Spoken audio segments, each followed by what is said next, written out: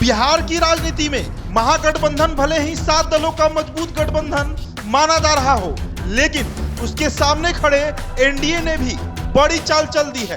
महागठबंधन के कुल 5 दुश्मन उसका खेल खराब कर सकते हैं। इन 5 चेहरों के जरिए एनडीए महागठबंधन को बड़ी चुनौती दे सकती है।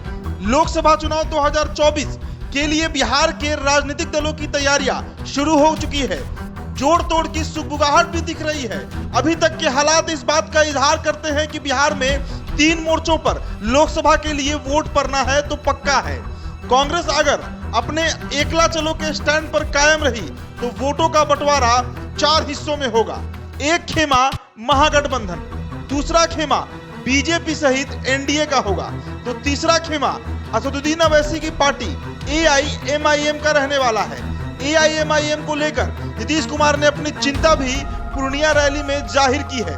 उनकी चिंता तो कांग्रेस को लेकर भी दिखी है। महागठबंधन को चुनौती देने के लिए बीजेपी बिहार में एनडीए का दायरा बढ़ा सकती है। इसकी आहट भी अब सुनाई देने लगी है। असेंबली इलेक्शन में एनडीए के साथ रहे वीआईपी के मुकेश सहनी को केंद्रीय गृह मंत्रालय ने जेड कैटेगरी की सुरक्षा मुहैया कराई है, तो इसके सियासी मायने भी निकाले जा रहे हैं। माना जा रहा है कि उनकी पार्टी बीजेपी के साथ पक्का जाएगी।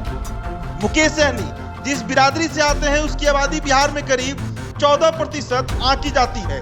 बीजेपी के कोर वोटर के साथ सहनी की बिरादरी जुटती है तो नीतीश कुमार के अलग होने से उत्पन्न गैप को काफी हद तक बांटा जा सकता है। नीतीश कुमार के स्वजातीय वोटरों की आबादी 4 से 4.5% आंकी जाती है। उनके साथ अभी तक कुशवाहा बिरादरी खुलकर साथ थी, लेकिन उपेंद्र कुशवाहा के अलग होने के बाद कुशवाहा वोट नीतीश को मिल जाएंगे, इसमें संदेह है। कुशवाहा की आबादी भी बिहार में करीब 5% मानी जाती है। नीतीश की अपनी बिरादरी के वोट भी आरसीपी सिंह की वजह से बढ़ सकते हैं। यानी 2019 के लोकसभा चुनाव में बीजेपी के साथ रहकर नीतीश की पार्टी को जो 20% वोट मिले थे उसमें गिरावट संभव है।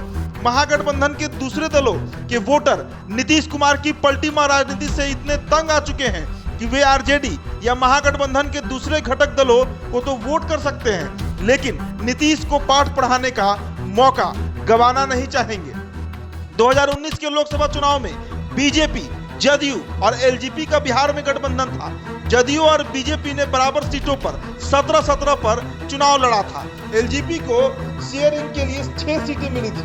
एनडीए को तकरीबन 53% वोट मिले थे और 39 सीट झोली में आई थी।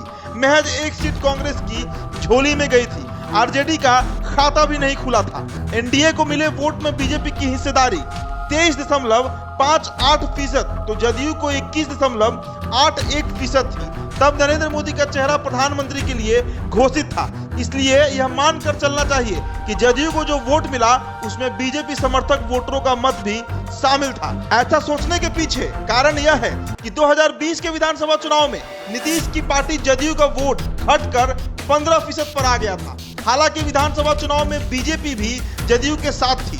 लोकसभा की तरह ही दोनों ने बराबर सीटों पर चुनाव लड़ा। सीएम के लिए नीतीश कुमार का चेहरा सामने था। इससे एक बात तो साफ ही है कि नीतीश को लवकुश समीकरण के 10% वोट के अलावा दूसरी जातियों के महज 5% वोट ही मिले थे। दूसरा यह कि बीजेपी के वोट नीतीश को ट्रांसफर नहीं हुए। तीसरी वजह तो नीतीश कुमार खुद बताते हैं कि एलजेपी के चिराग पासवान की वजह से उनके 2 दर्जन उम्मीदवार हार गए। दरअसल बिहार में एआईएमआईएम के 5 उम्मीदवार विधानसभा का चुनाव जीत गए थे। बाद में उनमें 4 ने आरजेडी के साथ जाना पसंद किया।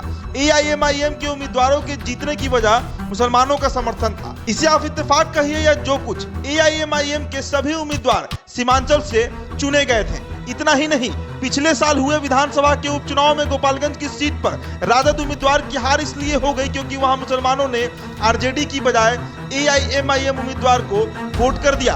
कुंडली में भी जदयू के उम्मीदवार के हारने में छोटी भूमिका ही सही, लेकिन एआईएमआईएम ने निभाई थी।